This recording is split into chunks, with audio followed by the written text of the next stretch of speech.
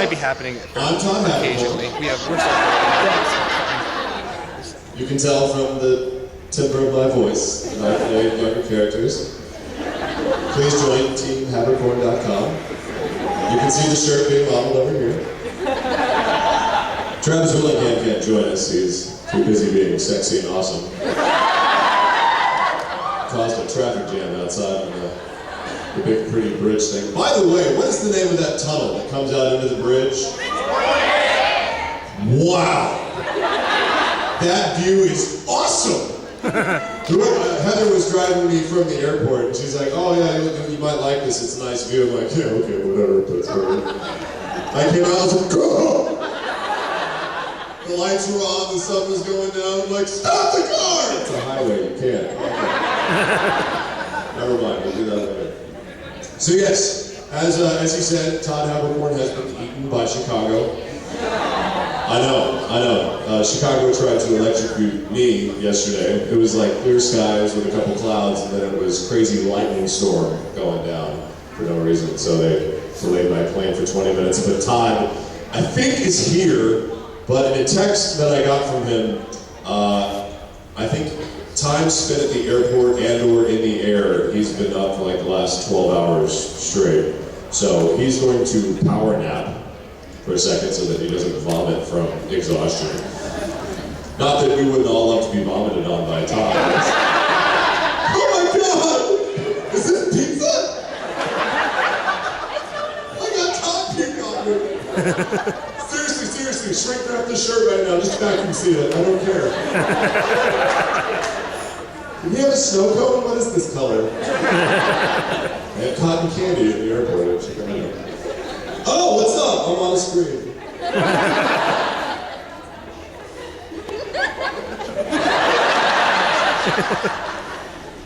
It's fun. My world is a strange place.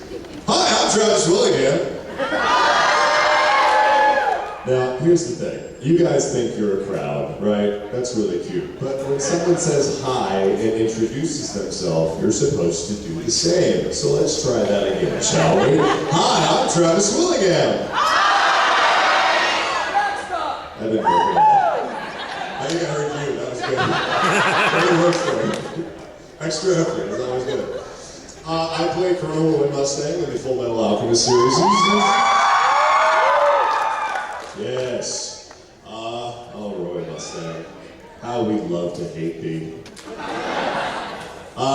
Who has seen the first Full Metal Alchemist series? Awesome. Who has seen Full Metal Alchemist Brotherhood? Keep your hand raised if you have seen both. Ooh, put your hands down. Get out. Now, you can put your little shrimp down. Thank you. I love it. I just can't see it behind that paperclip. If you prefer the first Full Metal Alchemist series, raise your hand. If you like Brotherhood more, raise your hand. Interesting. If you prefer the manga, raise your hand. I'm not in that. Get out. Yes, we started the first Full Metal Alchemist series, I think in 2004 is when we started recording it. And I was thrilled to hear that there was going to be a second series in 2008 or 9. A series that followed the manga more closely, so we were very excited about that. I think actually the Full Metal Alchemist game was the first game that the first video game I ever worked on, period. Wow! How did I not mention that in the last panel? I black out a lot. I just wander around the streets. Some people find me and they're like, Roy Mustang's wandering again. No, they don't know who I am. Who was in the last voice the video game panel? Awesome. Where the hell were the rest of you? Get out.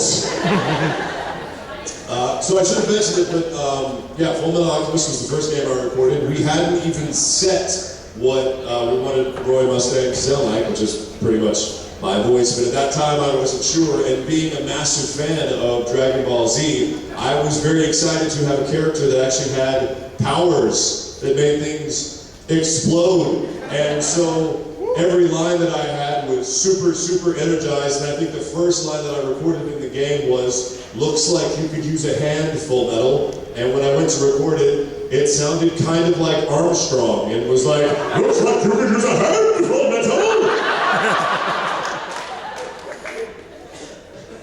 And Chris Abbott, who was directing the game, went, no.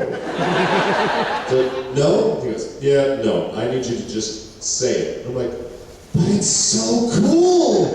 He's blowing stuff up with his fingers! Just say it. But can I say Kamehameha? No. Oh, alright. So we quickly learned how to make, Roy Mustang just sound like Mustang. Yes, so Todd obviously is not here, so I'll be answering any questions about, Greed, or, what's his character's name? Yeah. Prince. Whatever.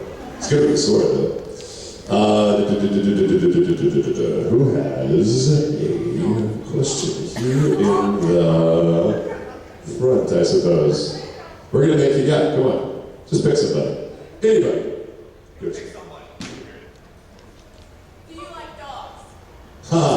We're gonna do this already, aren't we? I'm just curious. If you've heard me say this in person, raise your hand. What? How can this be? I've been doing this for years! Wow, only one? You're just saying that so I'll do it.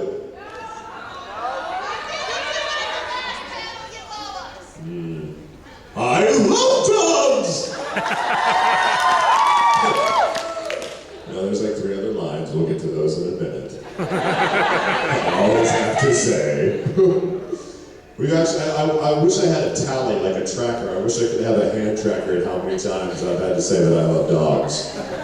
And surprisingly, no one's asked me if I love cats, so I could just change it. Or kangaroos, or panthers. I love panthers! Yes. I love chupacabras! Anyway. What's your favorite episode of either Brotherhood or the original series? That's a good question. Favorite episode? I would say from the first series, as a fan of Full Metal Alchemist, I really liked 25, which I think was when Hughes died. I know, if that's a spoiler, come on. It's been out for years. Yeah, because I watched the series before we started recording it. I know that Vic always says that, early when we were doing it, he didn't watch ahead of time. He always wanted to be surprised by what happened in the booth. Screw that. I wanted to know what was going on as soon as it was available. But I remember sitting there watching on my laptop, and Hughes gets shot, and then there's a funeral, and I'm going, wait, what? He's not dead, right? Really? What's wrong with this show?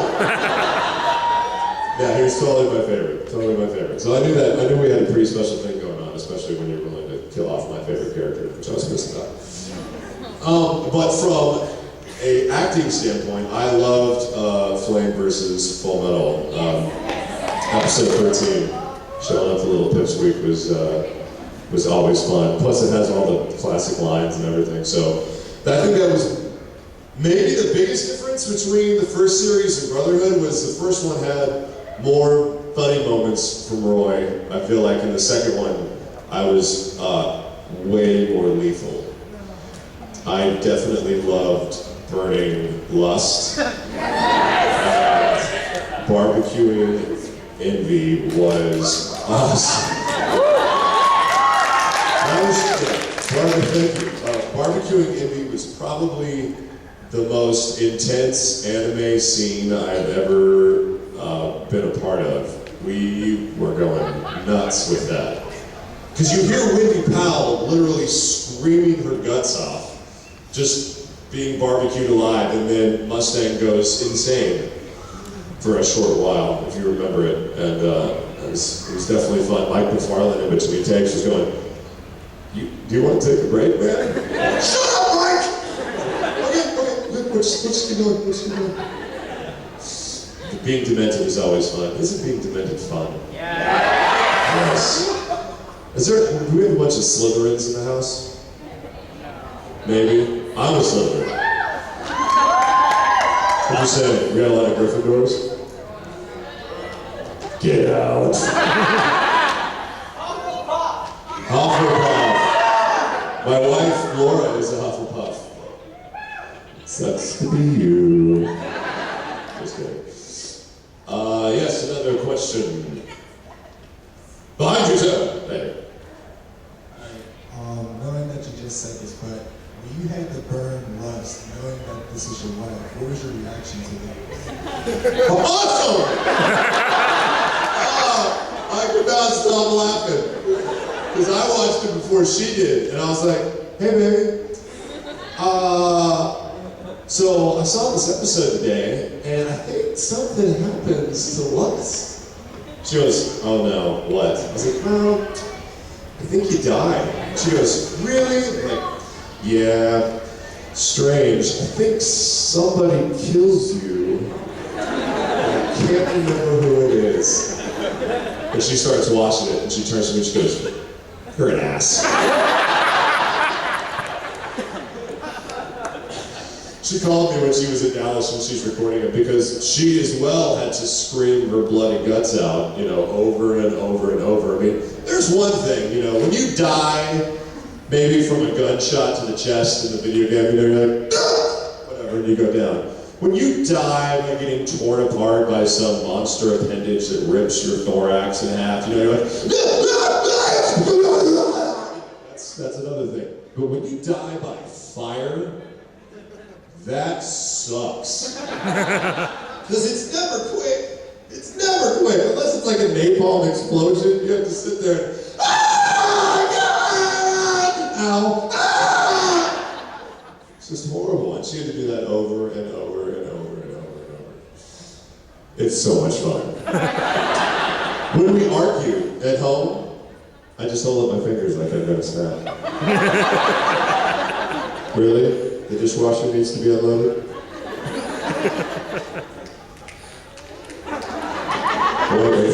Wait for it. Wait. Okay, I'll do it. It happens a lot.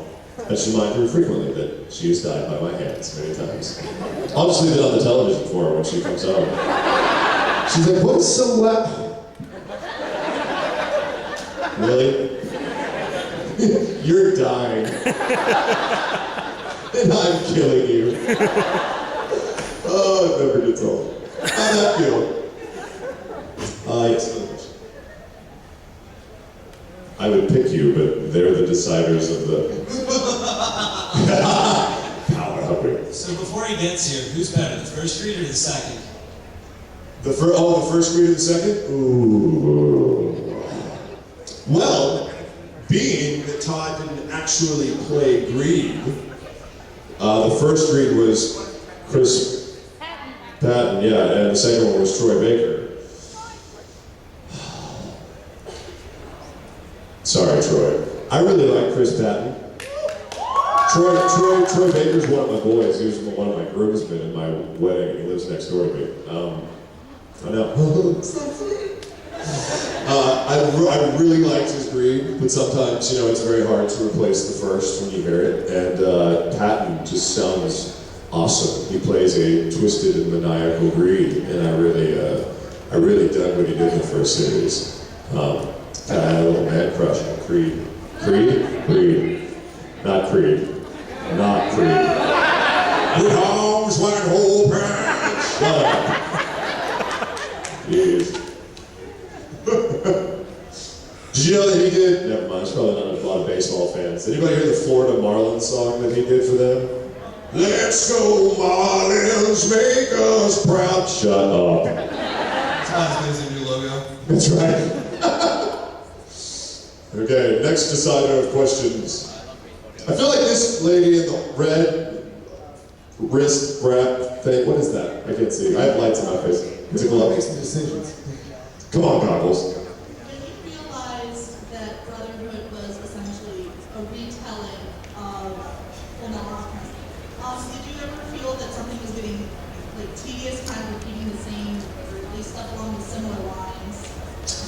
question. We were afraid of that in the beginning. They did a pretty good job of hustling through the stuff that was repeated from the first series. But it came and went really fast. I felt like I was afraid it was going to kind of be like DBZ and you'd be watching tumbleweeds roll and everybody was going to know what was going to happen. But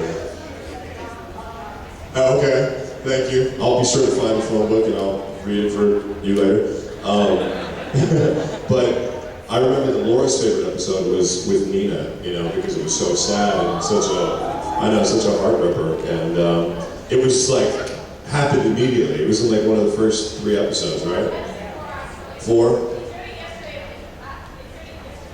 Oh, really? Yeah, she loved that episode, and that happened quick. So she was kind of shocked that that happened so fast, and then it really picked up quickly after that, and kind of expanded into the new territory, the manga and stuff like that. But it was nice to revisit some of those scenes and do them differently. When we were doing the first Brotherhood series, I had just, I was a newbie when the first FMA started. I think I had done Yu Yu Hakusho was my first show, and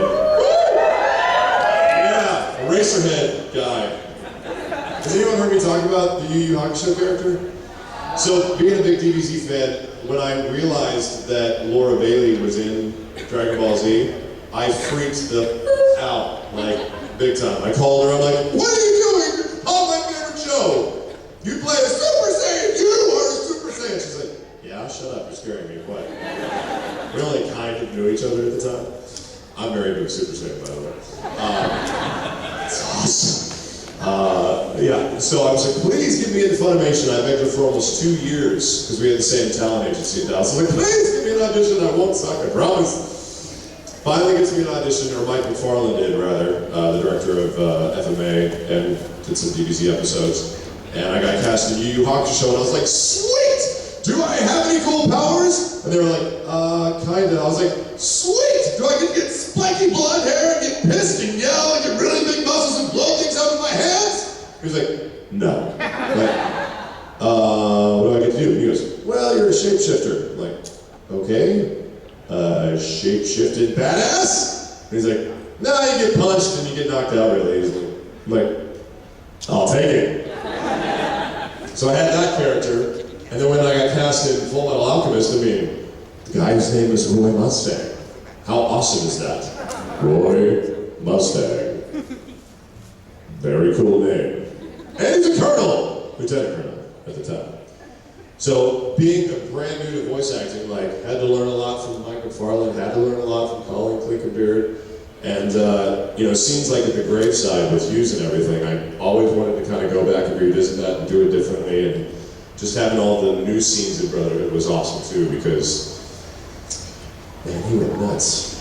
There's nothing quite as therapeutic as yelling your nuts off in a scene when you are killing someone. Because literally, you think you yell when you get mad, or if you've ever been in your car and you're like pissed about something and you just let loose, you know, you're just like, in your car, so that's what I sound like when I scream. I like a baby pterodactyl guy. Waiting for my mother to come and throw up in my mouth. What, too much? That's how baby birds get fed. Get regurgitated on it. No, we're not talking about vomit anymore. I thought we were all excited about Todd Havercar puking on all of you. Now we're excited. So birds can't puke, but Todd can. Wow, this is really fancy, guys. I expected more. It's really great to go into a booth and just yell until you have a headache and sweat, and then it's forever immortalized. And that's how you sound when you go nuts. So, it's crazy. Yes, next question. When you saw episode 41 of Brotherhood, what did you think of that particular moment? Episode 41 of Brotherhood. What episode is that? It's the episode where Edward gets impaled by the metal beam and breaks. Wait, is that the first series or Brotherhood? In Brotherhood. He gets impaled by the... Oh! Yeah! That sucked. For him. I mean, getting impaled's never Never fun. I mean, I got impaled by Lust's fingers through my chest, but that's okay because I was a man about it. I'm like, Ed, I just burned the wound closed. Hardcore. Ed just sit there and think, oh, I have one fake arm and one fake leg, pick me. I'm so cute with my little blonde hair and my red coat. I never wear a shirt, what's up? I wear a pocket watch, man. No, I'm just kidding. Must have heard. Yes. What was your relation and how did you feel about Hawkeye? Say that again a little louder. What was your relation and how did you feel about Hawkeye? Your partner Hawkeye? Oh, my partner Hawkeye. What is our relationship? Is that what you're asking? Wow. I would imagine that Hawkeye wears the pants in that relationship. I would imagine that the apartment that we hopefully moved into is surgically clean, and that Mustang is always the one cleaning. He probably makes the food too, and rubs her feet. Otherwise, she shoots at him from one of 9 to 12 different weapons that are hidden around the house. In fact, he probably has to try very hard not to get shot at. He probably brushes his teeth and she shoots the toothbrush out of his hand just for fun. And he goes, I love you. No, I don't. Yeah, I do. No, I don't.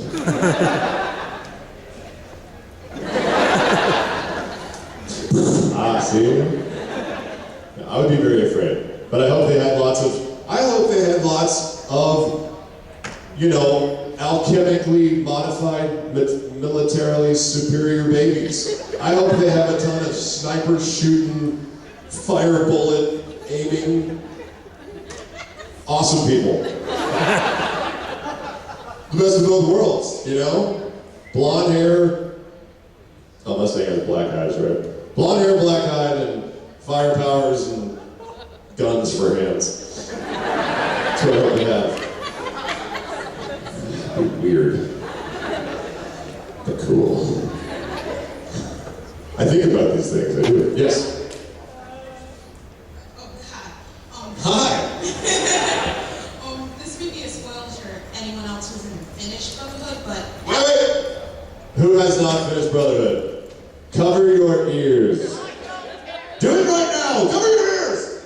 But you have to cover your ears and you have to hum at the same time. But I want to hear it. I want it to be like, ready, set, go. Okay. So, how did it feel to go blind? Right. Okay, if you don't cover your ears, take your hands away. Okay, good job. That one, you weren't humming nearly loud enough, by the way. I wanted embarrassingly loud humming.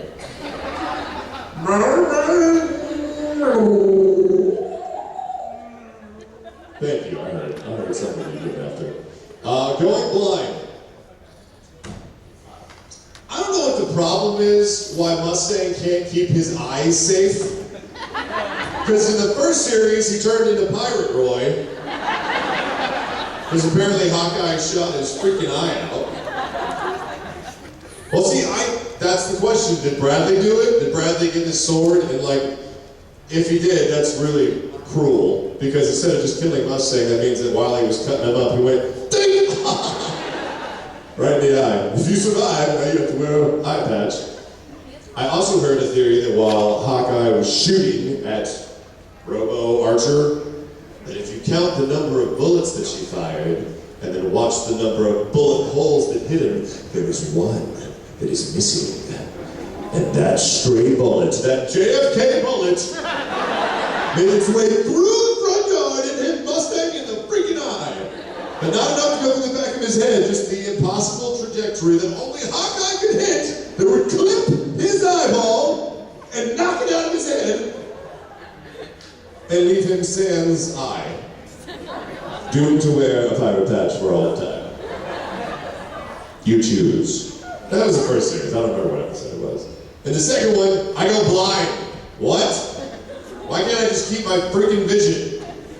You know why? It's because he's got sexy eyes. He's got those Mustang hungry eyes. But at least it sounds like he gets his, you know, vision back at the end of the second series, I think. Yeah. He's supposed to. That's true. Why did he get the weird French pencil-thin mustache? Somebody explain to me why that happened. In the credits, it shows him in like the market or something, and he's got this like, mustache going on. No mustache. If you have to have the mustache, at least have the little like Gomez flavor saver so you look like a musketeer or something. Am I right? Jeez. Pencil-thin mustache. Freak. Yes, pick and choose. Do you ever feel bad for making fun of Vic's character a lot? Never. I never feel bad. No, because I think that's a great dynamic between Roy and Ed, and it's so easy to play up. Just keep waiting for Ed to go through puberty, though, and it never happens. Brother! I was told people that when the second series started, you know, since Aaron Dismuke had grown up and he couldn't reach those fabulous 9-year-old tones anymore, we were going to have to recast Al, and Maxie Whitehead did a great job, but I totally think I should have been Aaron. I mean, I should have been Al, because then I could just run around going, brother, we have to get our bodies back. Al, what is wrong with your voice, man? What are you talking about? This is always what I sound like. Come with me if you want to live. Come with me if you want to live. It's not a tumor.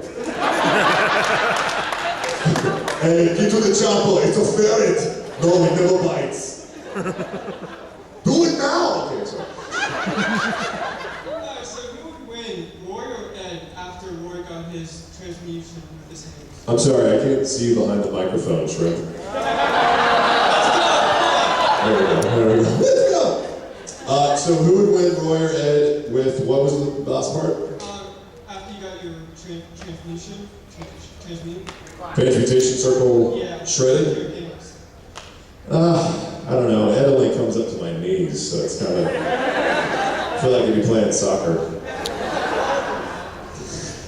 I would say with all of Ed's ability to clap and slap, yeah. First of all, you would never be bored. Because I would be doing that to everything. I'd be walking down the street and find some park, make some little like pony sculpture on the floor. Yeah, now it's a Mustang.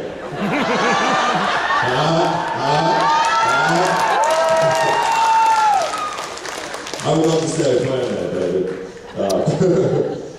But you know, on the other side, if I had the glove, and people didn't think I was some kind of Michael Jackson freak all the time, I would blow up everything. Like everything. I would see what would burn and what wouldn't. I'm sure I'd be arrested quickly, but I'd go out in a blaze of glory. I know, it's getting gross. It's getting real gross. Okay, next question.